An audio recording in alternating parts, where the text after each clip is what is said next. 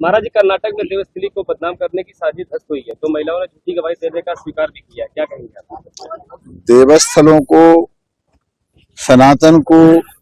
सनातन परंपराओं को बदनाम करने का षड्यंत्र तो यूपीओ का पहले से रहा। इसलिए मालेगांव में 7 बेकसूर लोगों को जेल में भेजा गया। 17 साल तक केस लड़ते रहे। बाद में पता चला कि केस ही झूठा था। मतलब उस समय के उस गृह मंत्री ने जब ये कहा कि मुझसे तो सोनिया का दबाव था कि मोहन भागवत को भी पकड़ लो, योगी को भी पकड़ लो, तो जब सरकारें इस तरह से सनातन को बदनाम करने का प्रयास करती हैं तो भगवान के यहाँ देर है अंधेर नहीं है। लोग बेनकाब होते हैं और पूरी तरह से पूरा जो विपक्ष है वो बेनकाब हो चुका है। और मुझे लगता है उसे मुंह छुपाने के लिए कहीं जगह नहीं थी, इसलिए लोकसभा में शोर मचाने के अलावा और कोई दूसरा काम किया ही नहीं। जबकि माननीय ओम बिरला जी ने, सरकार ने, अमित शाह जी ने, संसदीय कार्य मंत्री ने बार बार कहा कि आप जिस बिंदु पर भी बहस करना चाहें हम कर सकते हैं, लेकिन जो लोग नंगे हो गए समाज के सामने वो बात करने लायक नहीं।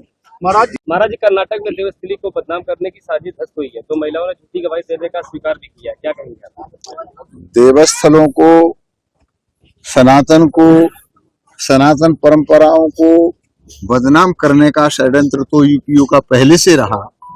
इसलिए मालेगांव में 7 बेकसूर लोगों को जेल में भेजा गया। 17 साल तक केस लड़ते रहे। बाद में पता चला कि केस ही झूठा था।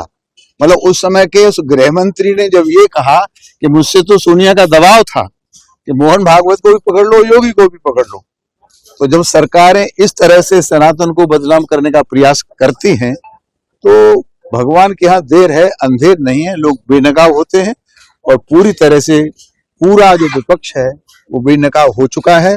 और मुझे लगता है उसे मुंह छुपाने के लिए कहीं जगह नहीं थी, इसलिए लोकसभा में शोर मचाने के अलावा और कोई दूसरा काम किया ही नहीं। जबकि माननीय ओम बिरला जी ने, सरकार ने, अमित शाह जी ने, संसदीय कार्य मंत्री ने बार बार कहा कि आप जिस बिंदु पर भी बहस करना चाहें हम कर सकते हैं, लेकिन जो लोग नंगे हो गए समाज के सामने वो बात करने लायक नहीं।